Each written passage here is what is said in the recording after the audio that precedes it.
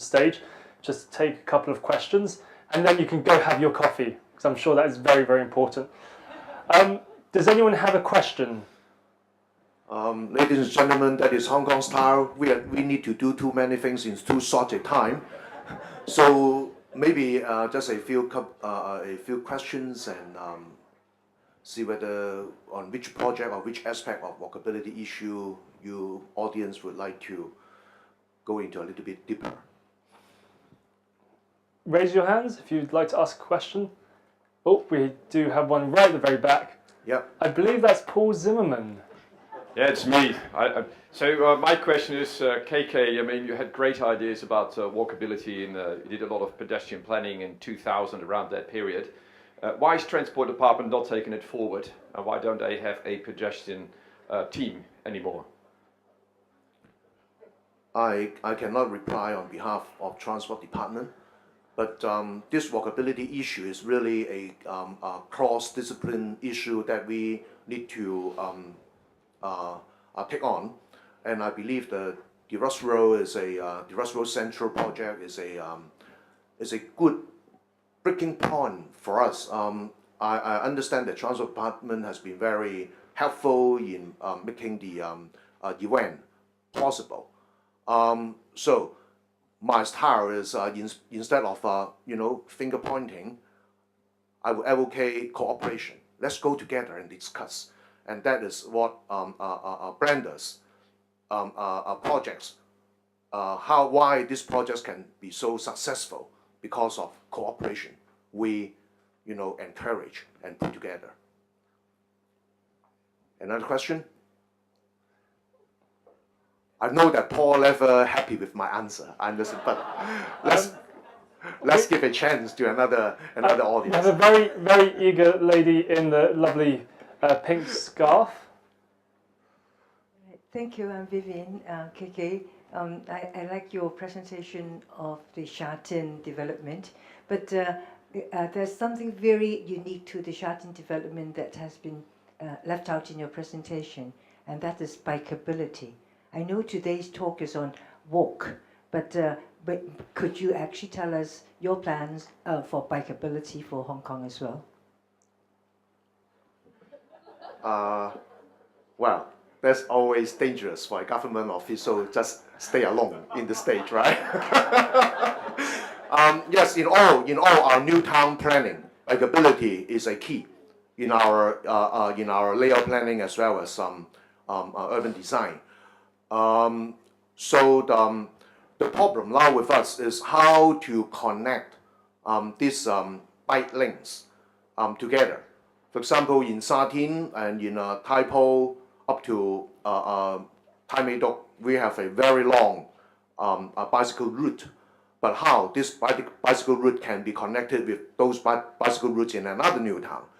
We are doing this, and we have a plan to do this. But we also encounter lots of difficulties because that may affect some at some spots the egress arrangement of some private property. So we need to overcome these problems with patience. The more difficult issue is within the built-up area, particularly Hong Kong Island. We know that the flat land is very, very narrow on the northern shore of Hong Kong Island, and the street space is very limited. So it is always a challenge, to accommodate, to assign lanes for a bicycle route. But we have not given up this. In our urban design study for Wan Chai North and North Point, all right, waterfront, we designate a section of bicycle lane. It is less than 1 kilometer, so we are criticized how we can use a so short a bicycle lane. But let us start. Let us take this as a starting point. See whether we can take the opportunities of gradually, make this cycling longer, and how that can be connected back to our streets. But of course, I understand that from traffic safety point of view, biking in a very heavily trafficked street with limited space is always a concern.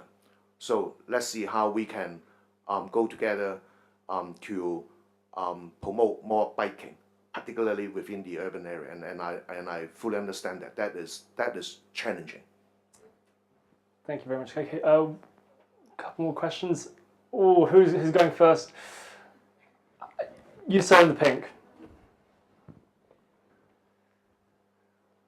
Okay, hello. My name is Alexander Stahl. I'm from the School of Architecture in Stockholm, Sweden. And also I'm running a Spacescaper consultancy. My question is about the real estate community and the property developers.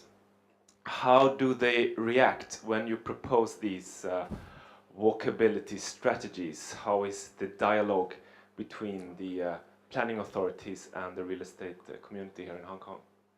Good question. I can now pass the buck to Chris. Chris, come on.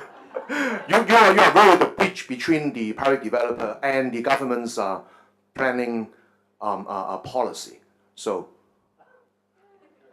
good, I can pass the buck. Come on. Well,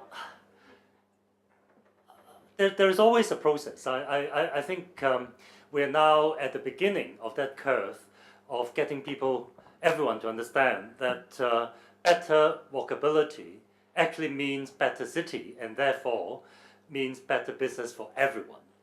Now, there are good examples all over Asia now that more walkable district benefits especially the retail businesses, and I think the battle has not been won. KK might agree with me, but I think we are kind of halfway there because there are various examples in Asia that has shown walkability also benefits businesses. I think the Xintiandi project in Shanghai really set a very good example, and that not only improved the business of the district, it also launched the whole property development series of that particular developers and won an Urban Land Institute award. So yes, there is still a tough battle, but developers in Asia are beginning to understand walkability actually means business. KK and Chris, thank you so much indeed. I'm afraid we have no more time for questions, but you know KK is over there afterwards during the coffee break. Please go talk to him. I'm sure he filled many more questions, especially off mic as well. So that gives you a good reason to stay with the coffee break. So thank you very much.